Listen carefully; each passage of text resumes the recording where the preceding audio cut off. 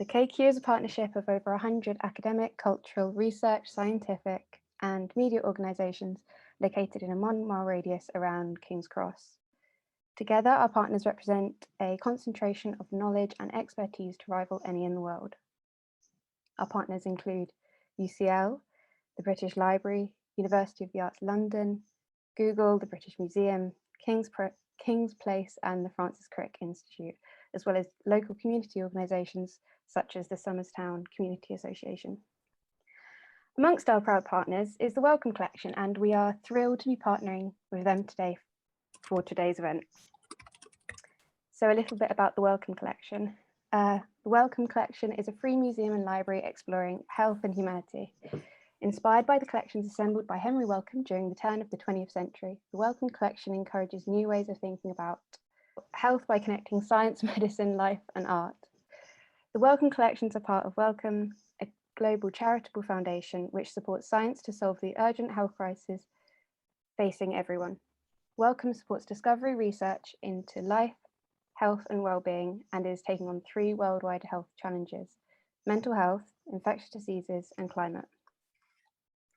This summer, the Wellcome Collection launched On Happiness, a season of free events, activities and 2 exhibitions during Tranquility, which bring together voices from across the cultural, scientific and spiritual fields to reflect on the elusive subject of happiness. In this event, we're going to get a glimpse of 2 exhibitions which will consider different routes to experiencing these positive feelings. From the uplifting sensations of dancing and laughter to the calm of being in nature and diary writing, the exhibitions will consider the effects of our emotions on ourselves and others. We'll be discovering the ways in which people find resilience, hope, and even joy in times of duress. In response to seismic political and social upheavals, On Happiness asks, how might we rebuild happiness for our current times? We're delighted to be joined by Laurie, Brittany and George Vasey. Laurie is a senior curator at the Wellcome Collection and co-curator of the Joy and Tranquility exhibitions. She curated the immersive exhibition Somewhere in Between back in 2018 and previously ran a rural curatorial platform in the USA, as well as teaching in the University of Colorado.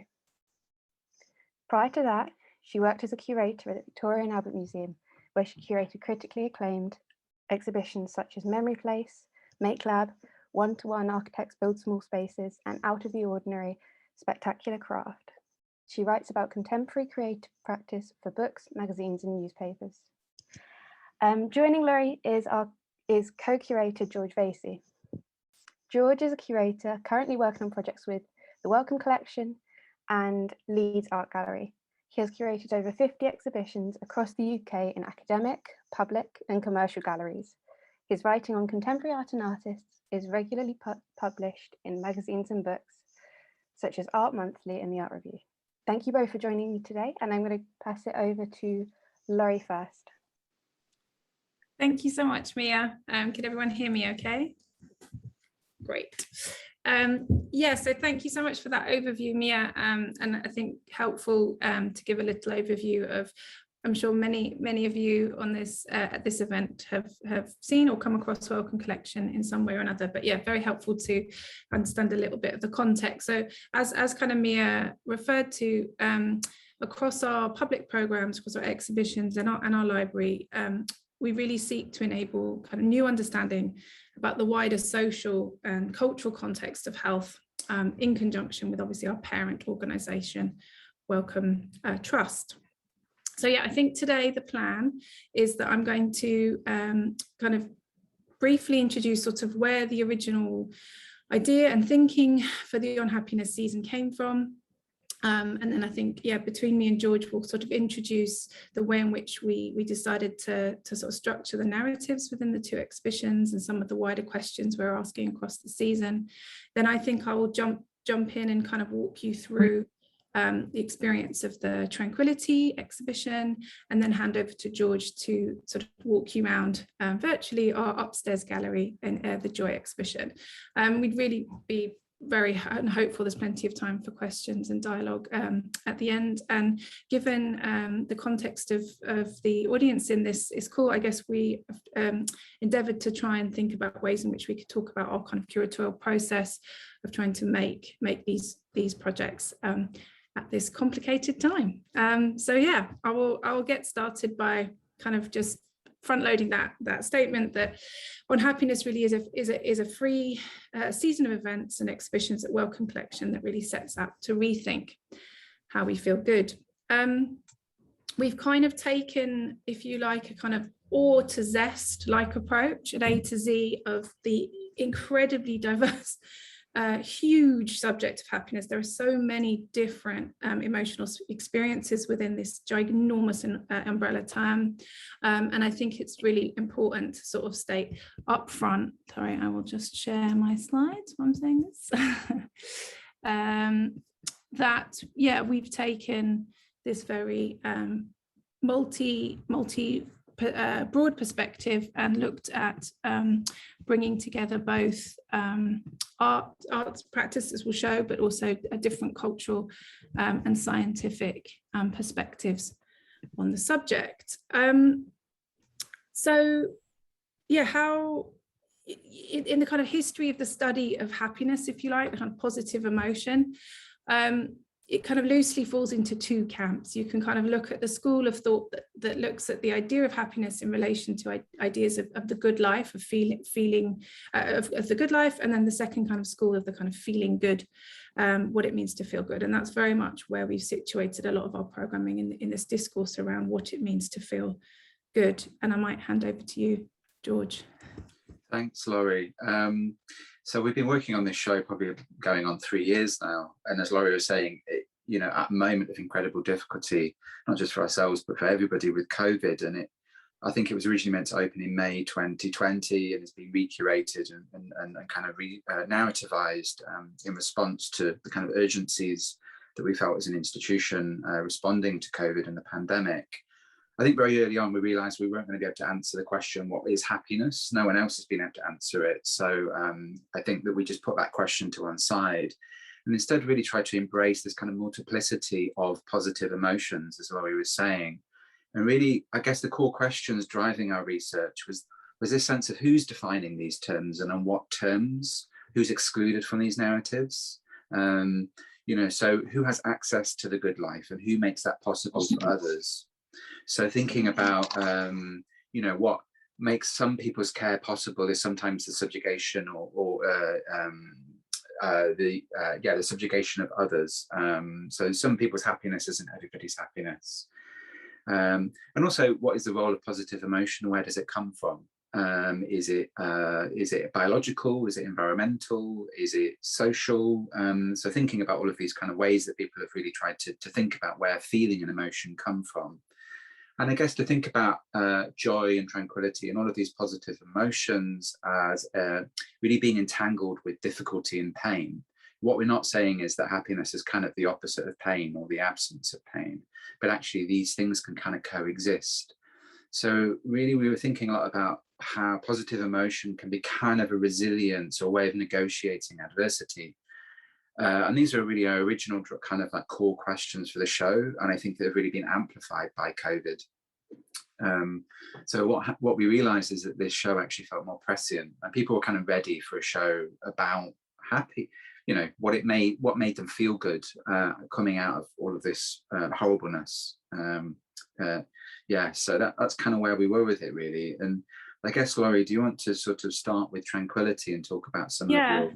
Yeah, I think just before jumping into the gallery, I'd probably add one more. This slide, I think, that we can see here is a project that we commissioned from a poetic data designer called Stephanie Posavec. So although we've carefully, almost apart from that kind of overarching season title on happiness and some of the interrelated events, this is the last time we sort of refer to happiness as a kind of monolithic term, and it's in this kind of emotional check-in that visitors first encounter, both at the beginning of the experience of walking into Wellcome Collection, where you're met with an invitation to participate in this kind of playful emotional well-being survey.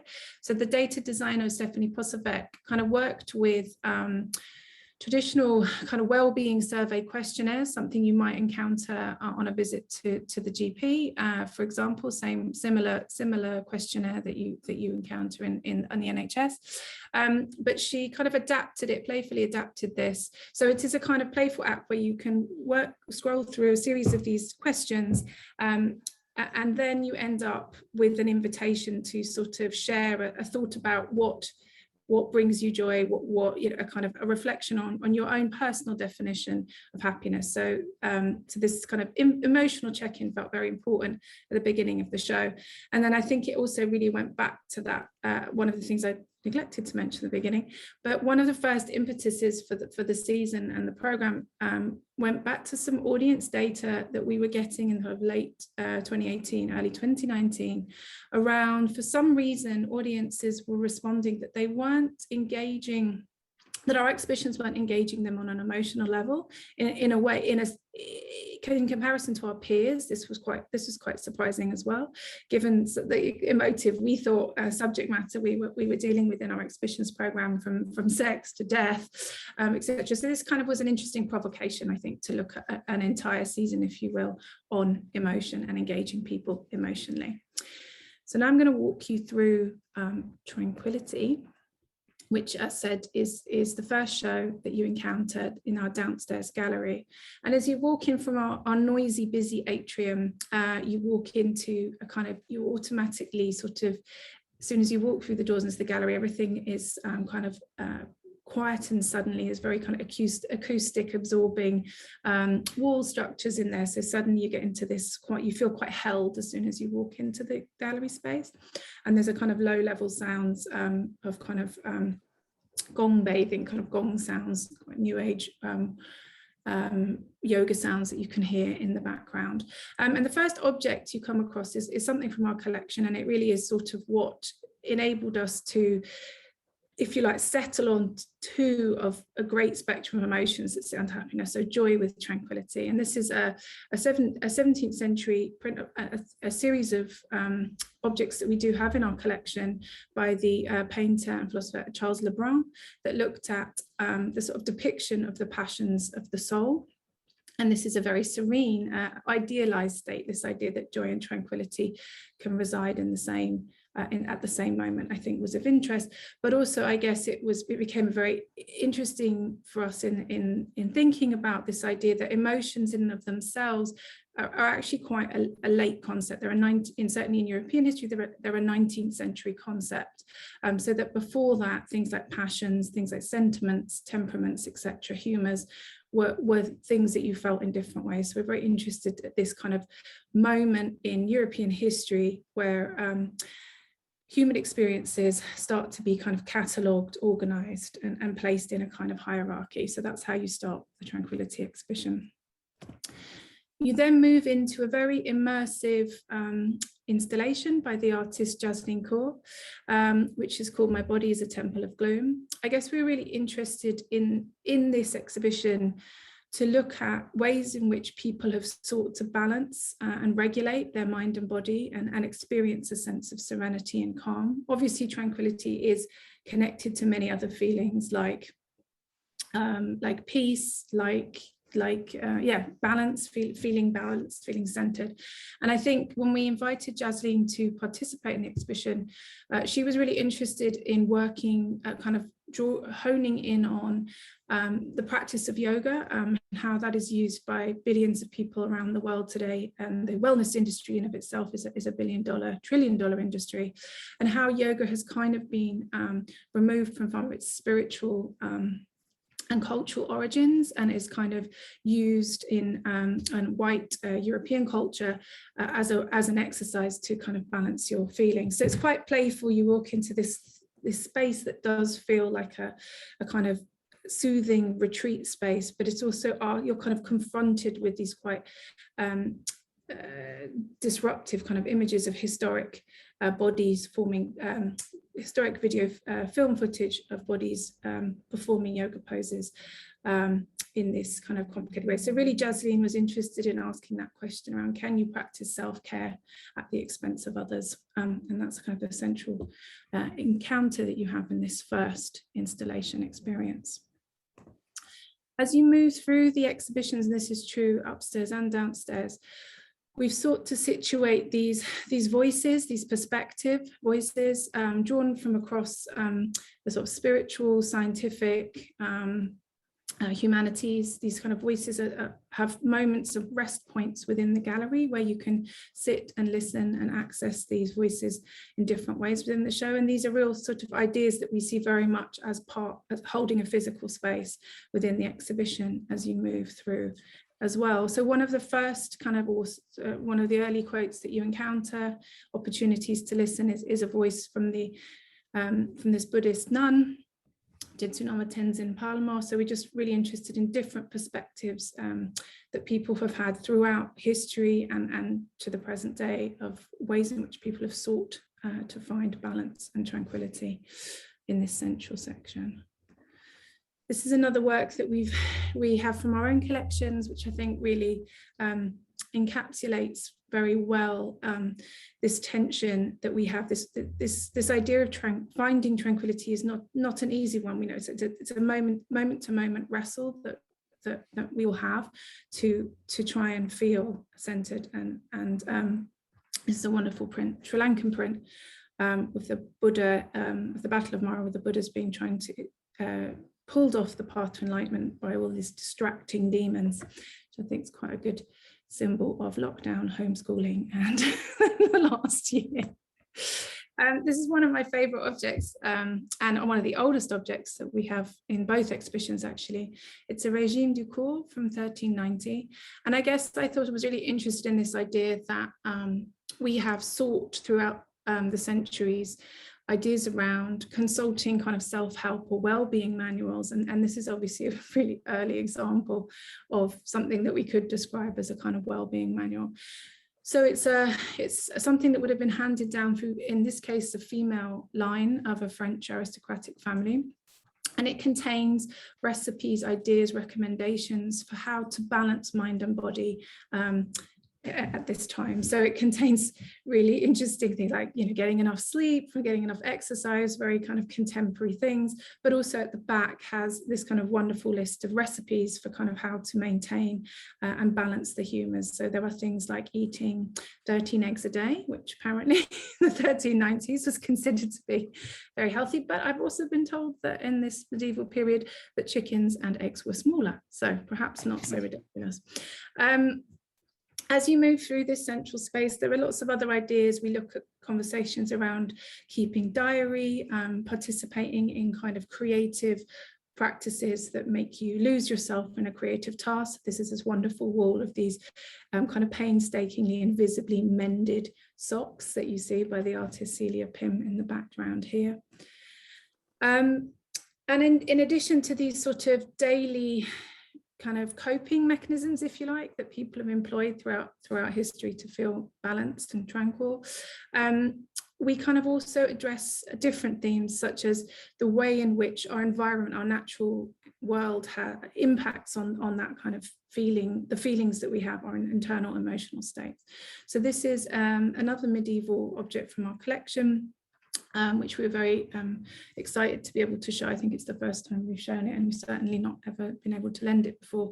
It's a folding almanac that would have been worn on the belt of a medical practitioner and taken around to help prescribe treatment in accordance with lunar and solar calendars and different celestial astrological information contained within it. So alongside, obviously, a lot of our exhibitions at Wellcome Collection seek to sort of draw not only conversations between past and present, but also different disciplines. So opposite this work, we have the voice of the neuroscientist Russell Forster, that's talking about the impact of sunlight and vitamin D on mental health. So again, kind of drawing these correlations across time and disciplines is a really important part of how we make exhibitions at Wellcome. And then the kind of last encounter that you have within the Tranquility exhibition is quite a large forest installation. It's a series of photographs that have been taken by the French photographer Christophe Lebas. of two forests. One, the island of Yakushima in Japan, where some of the oldest living cedar trees in the world are still alive, and another forest in Washington State, the Hoh Rainforest in Washington State.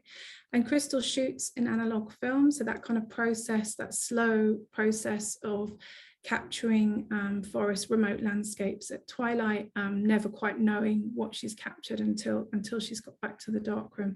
So there are these very kind of, they're not light boxes, they are photographs that have been lit from the front, but they have this very kind of three-dimensional and quite translucent encounter. And we worked with Crystal and a scent designer, and there's 33 speakers hidden in the room, so it's a really immersive sensory experience of being in a forest.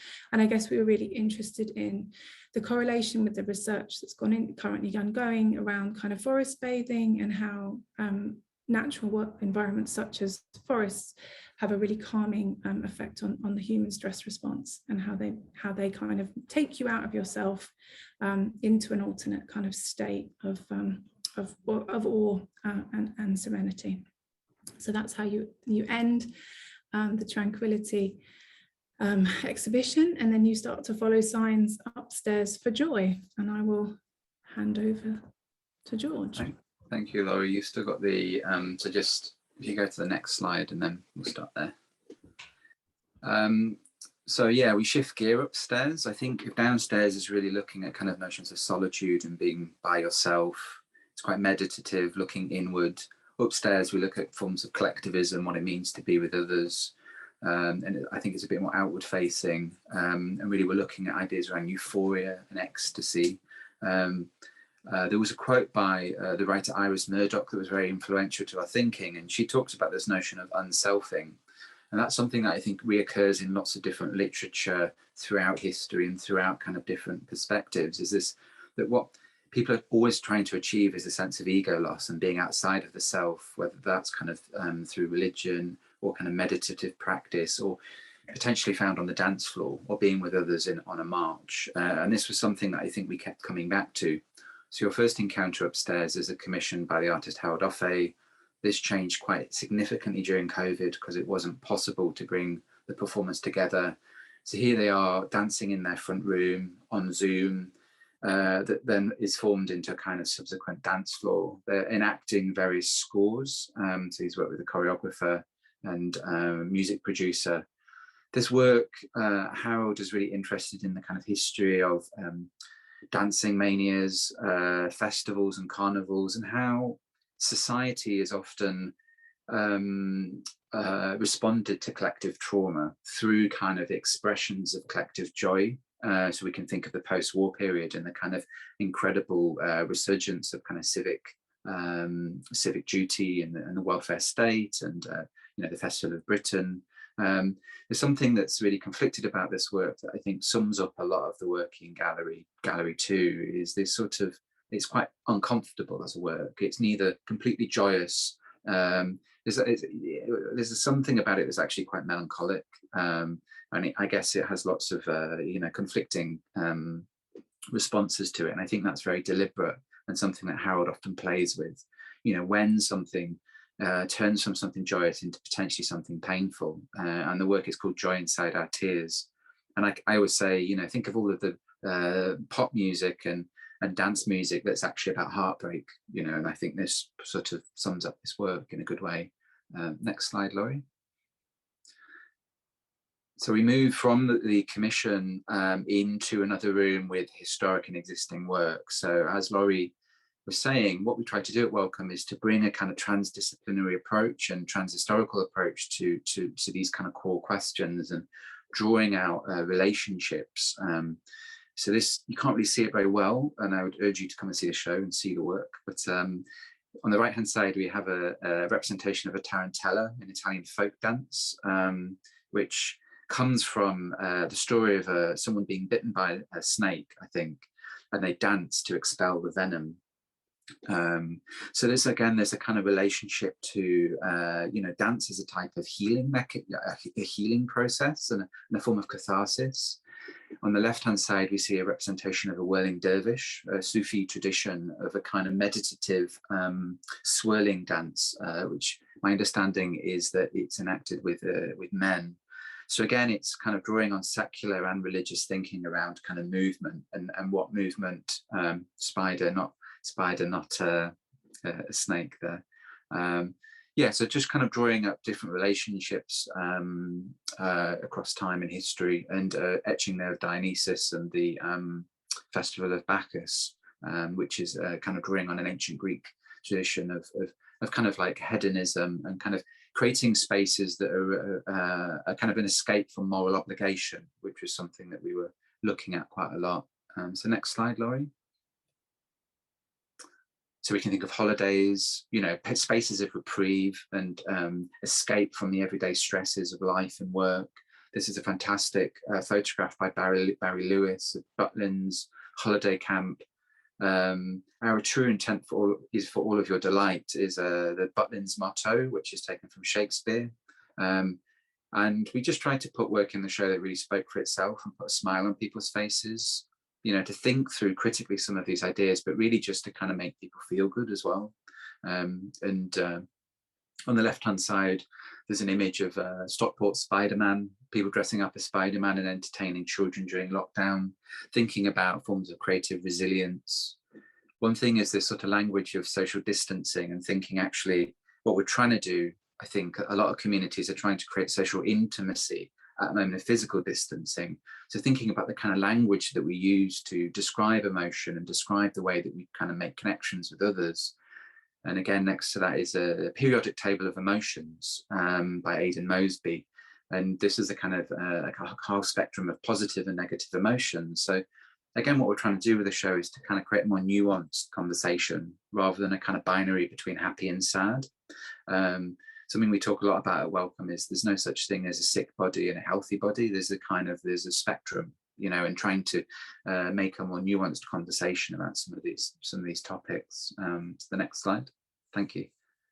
David Shrigley, some of you may know, responding to some of the work in the show, everyday pleasure, you know, finding the absurd and the funny in the everyday. So is, you know, thinking that happiness is, or feeling good isn't necessarily about having lots of money and being able to buy things, but also taking pleasure in the everyday and kind of noticing things that often go unnoticed. And his work is, you know, the joy of porridge.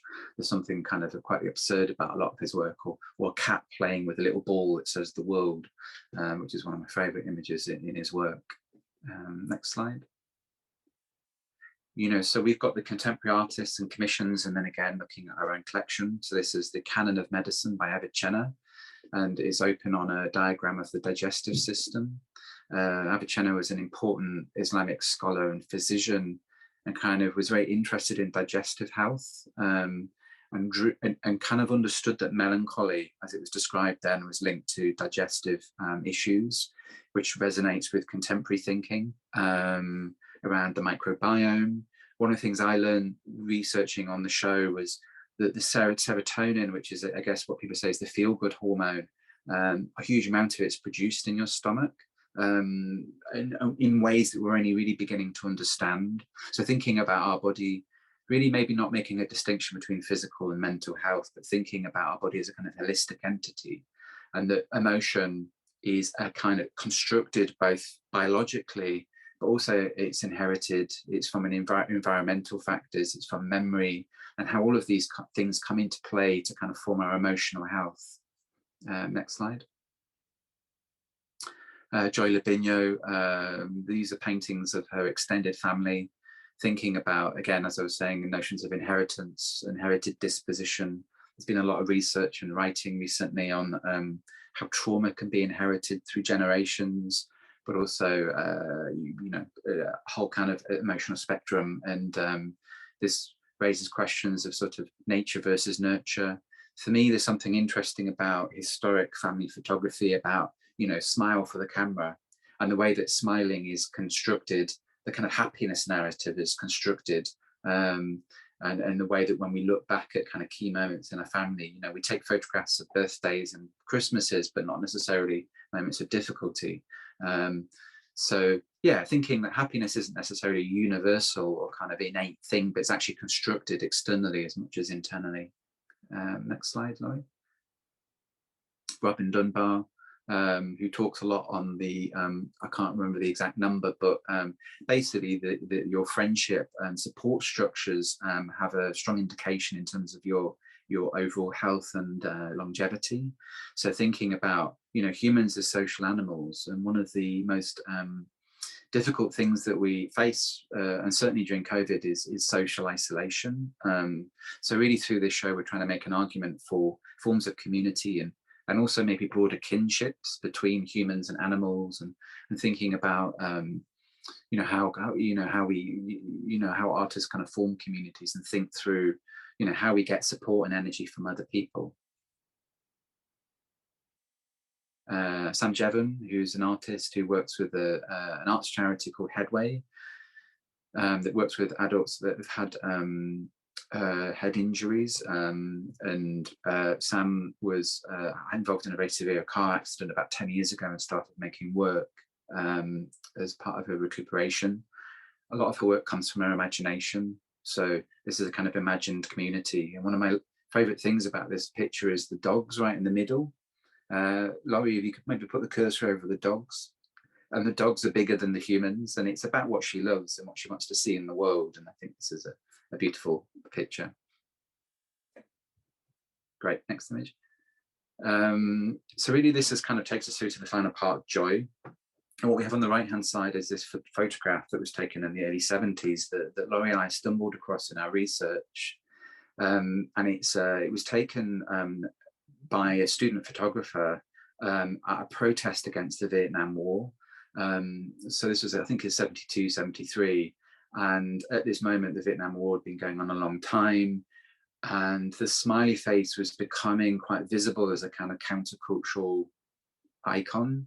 And we can think that if you think about the history of the smiley face and how different subcultures have often utilized it for different purposes, Extinction Rebellion have often used the smiley face. And I think, it's an image of positivity. And I think one thing we were talking a lot about, and during the working on this exhibition, was, protests, not only in terms of Extinction Rebellion, but gender violence protests, Black Lives Matter, and thinking about happiness isn't necessarily in terms of what, happiness is about trying to change things for the better as much as trying to accept things, one person's happiness, as we were saying, isn't necessarily someone else's happiness. So what does it mean to come together with others to affect change, and to think of protest as a kind of commitment to political and social positivity? So I love this idea that it aligns kind of an image of protest with an image of positivity and a smiling face. And then on the left-hand side here, we can see, next slide, give a good example of the work. It's an artwork by an Argentinian artist called Amalia Pika, that also was staged as a performance. And this brings together placards and the imagery of bunting. And the key thing about this work is that you have to work with others to complete the line, to form that kind of, that line. So, again, it's about collaboration and cooperation with others. And she talks about protest as a type of choreography, and that joy itself, that protest itself can be a form of joy. And that's really where we kind of leave the show. And I think the next slide is a quote, is that right? Yeah, by Joshua Gowasamy, who was very active many years ago in the occupation movement and in Black Lives Matter, and has written a fantastic book on activism for children. And I think this is a fantastic quote that really sums up, it's a great endpoint for our show, really. This notion of trying to imagine a sense of utopia and fighting for it. And that's at its essence what activism is about. And I think also what cultural institutions can be involved in as well, in the way that we construct narratives and work with communities to affect change, and to think about how we can make more people happy and how we can make the world a happier place, if that's not too cheesy. I'm going to leave it there before I start rabbiting on. And this is the final thing, in the final encounter in the foyer, which is Stephanie Posavec, which Laurie was talking about before, where people can create their own happiness memes. So again, it's kind of countering the prevalence of, I guess, toxic happiness, the idea that everybody is constantly having a lovely time on Instagram. So these are kind of more, quite funny sometimes, but people can input data and then it creates their own bespoke happiness meme, and we've had thousands of responses, and these are some of our favorite ones that we've put up on the wall. And it's a bright and colorful encounter for people to kind of end the show on. And as Laurie was saying, we'll be acquiring the submissions as a kind of reflection on personal perspectives on joy and tranquility, and of course different feelings under the happiness umbrella. But shall we? Yeah, that's us. It's taken us, so we've got about 10-15 minutes, I think, to take some questions. And yeah, perfect. I'll jump back in here. Thank you so much for that, Laurie and George. I feel very uplifted and inspired, and I think most importantly, the two exhibitions have really made me reflect on exactly why the past year has been so challenging for so many people, what's made it bearable, the relationship between health and isolation and happiness in particular, or the antithesis, but also what aspects of isolation and distancing I think we've maybe learnt to enjoy a little bit.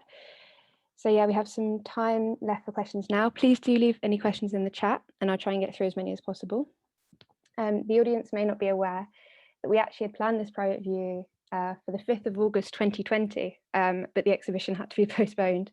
I think firstly it'd be interesting to explore the origins of the unhappiness season, and how or if the narrative of the exhibition has changed over the last 3 years.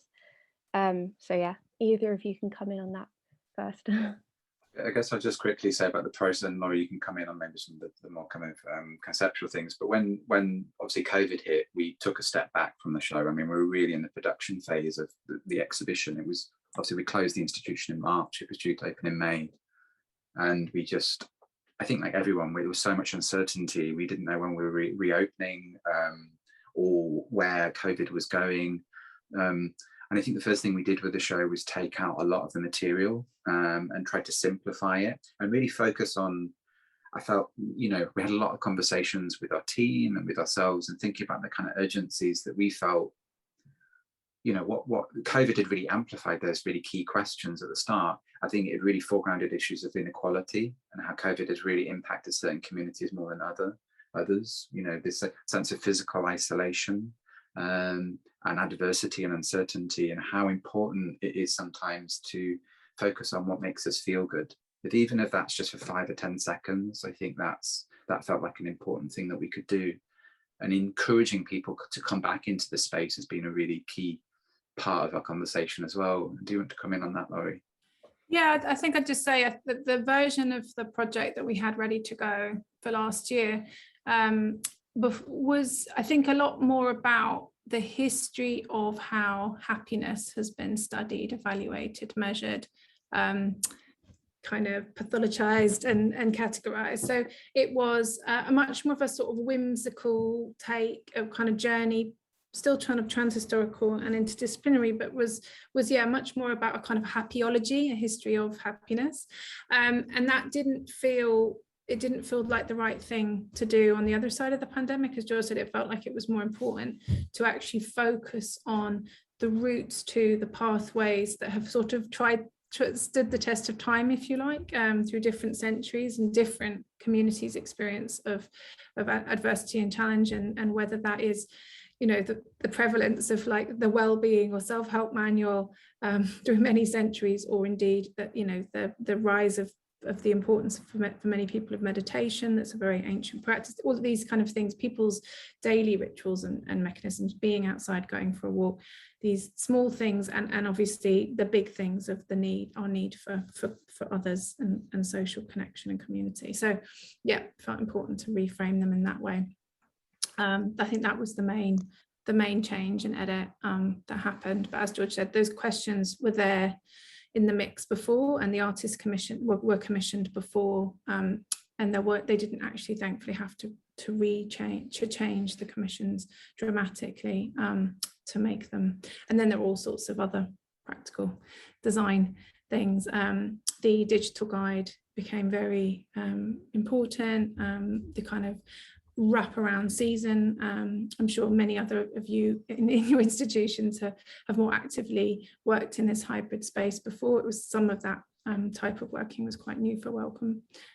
So we did put a lot of energy into our digital guide, into our online programming, but also in our Beyond the Building programming. So we have some parallel installations and projects going on, including a collaboration with Barts Hospital at the moment, and some of Crystal Abbas's forest prints are really looking at that question of tranquility in the context of a very busy working hospital, and what that experience of nature, if you can bring that into a busy working hospital. So yeah, these different things came out in the context of the pandemic.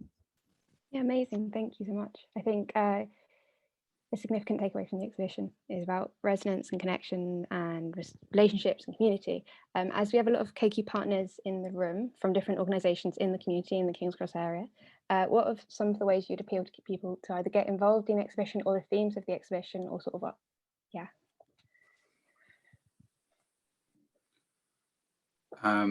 Well, we have an extensive public programme we have youth programme, and the Welcome is doing a lot of community work. There's a podcast series, so we're expanding on a lot of these ideas in terms of the public programme. I think Laurie's probably better placed institutionally to talk a bit about how Welcome works with communities. For me, in terms of the commission in the show, Stephanie Posavec is the work where we bring public voices into the show. And that feels crucial, that in a sense, the last encounter is that space where we're giving over the question, that we're kind of losing. Sorry, my Zoom is reading my hand gestures as a thumbs up. And how it does that. But yeah, that felt important to leave that final encounter and give it over to the public responses. But yeah, there's quite a lot of public programming. You know, the Youth Collective developed a zine that's in the show called Joy.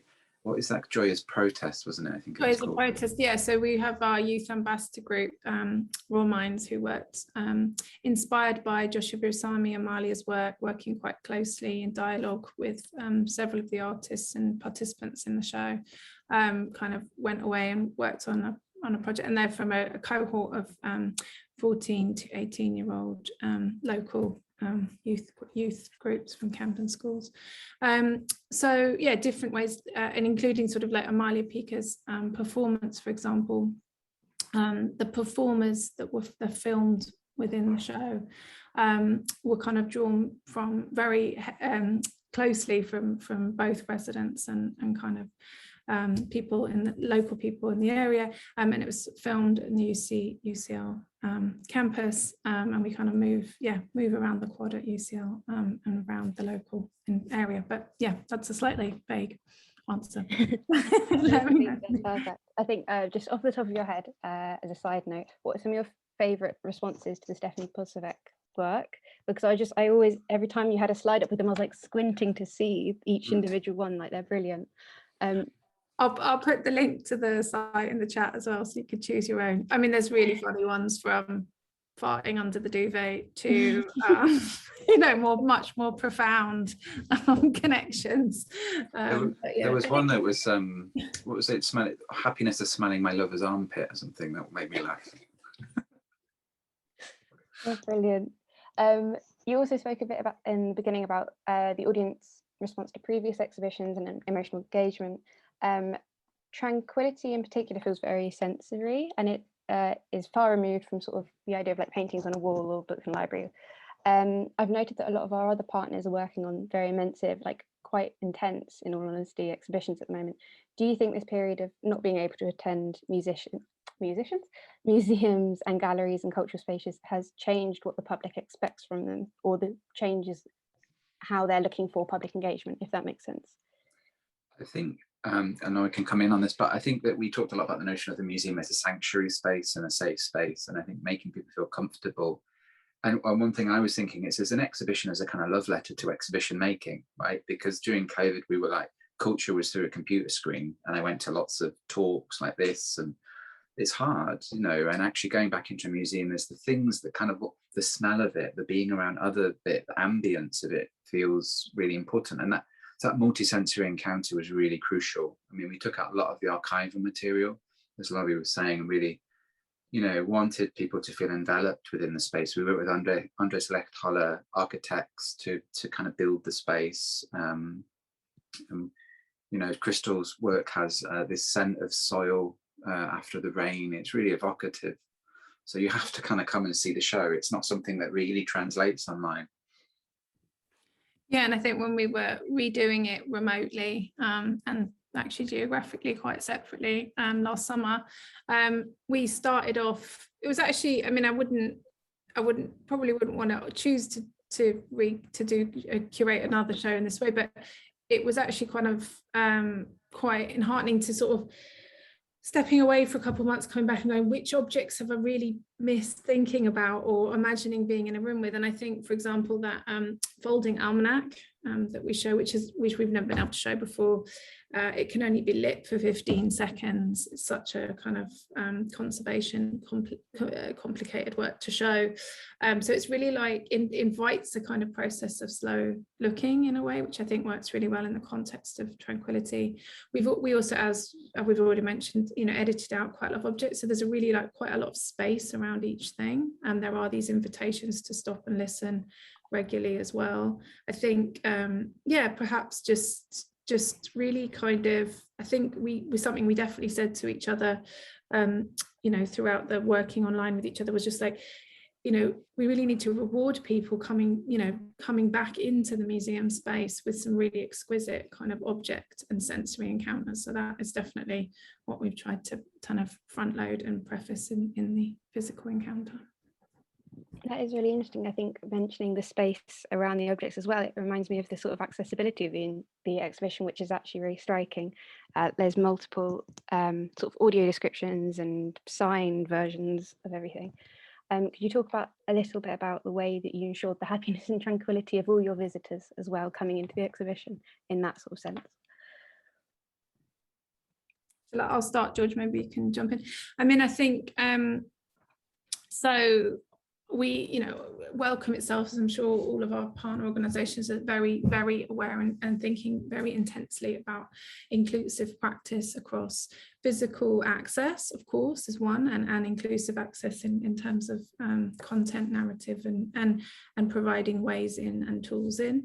The digital guide for us that we've mentioned it has 24 stops, so it has 12 kind of perspective voices, but then it also has 12 audio described object focus stops, which me and George undertook audio descriptive training for blind and partially sighted audiences. So this is something that we are kind of looking at evolving and developing much more inherently within, much more fundamentally within our projects. So this idea of trying to provide different tools and routes in has been, but approaching that very much as it's a resource that I think adds to everybody's encounter in the exhibition, right? In the exhibitions in our encounter, it's sort of, you're not singling out particular audience groups in that, but there is it should work as a whole package experience, if that was what your question was. Yeah.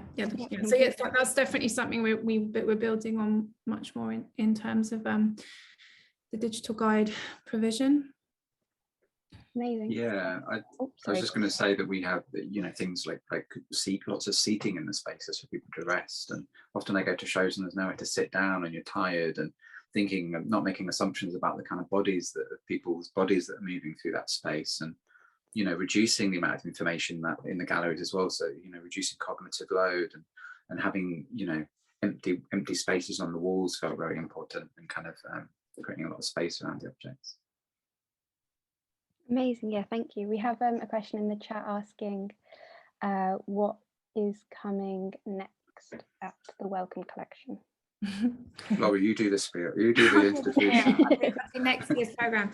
Yes. So these shows run until sort of mid-January and end of Feb respectively. And then in the spring we're opening a duo of shows, one of which George is working on as well. Yeah, it's no rest. We're straight back into the frying pan for a new round of shows.